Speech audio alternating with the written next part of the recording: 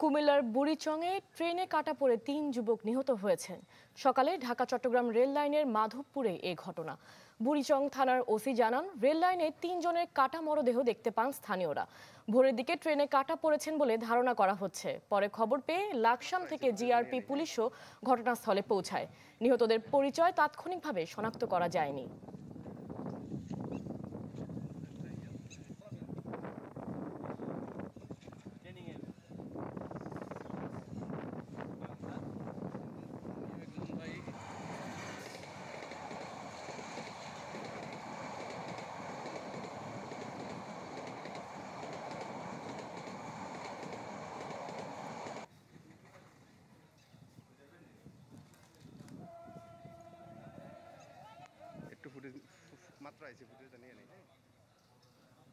প্রাণ সসের মাখামাখি টেস্ট নুডলসকে করে তোলে আরো ইয়ামি আরো জোস।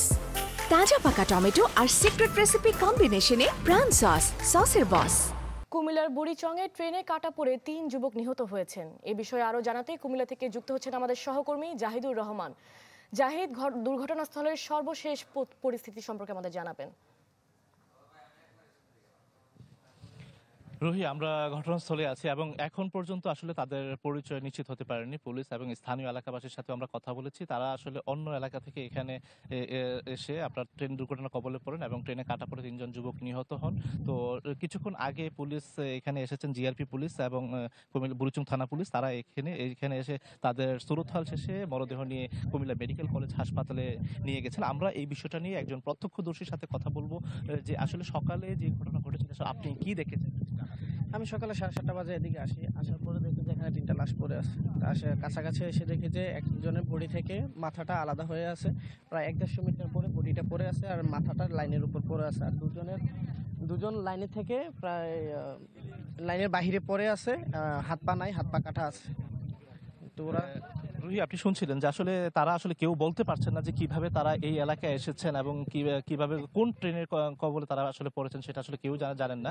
তো যদিও পুলিশ আসলে তাদের পরিচয় নিশ্চিত হওয়ার জন্য চেষ্টা করেছে, আমরা স্থানীয় এলাকার সাথে কথা বলেছি, তারা সকলেই দেখেছেন, কিন্তু এখন পর্যন্ত তাদের পরিচয় সেভাবে নিশ্চিত হওয়া যায়নি। তবে পুলিশ যেটা ধারণা করছেন, পাশে একটি পরিত্যক্ত ঘর রয়েছে, সেখানে মাদক সেবনের আড্ডাও কিন্তু মাঝে মাঝে হতো এবং সেই কারণেই এখানে এসেছেন কিনা সেই বিষয়টাও কিন্তু পুলিশ খতিয়ে দেখছে। তো এই ছিল কুমিল্লা থেকে সর্বশেষ। রুহি।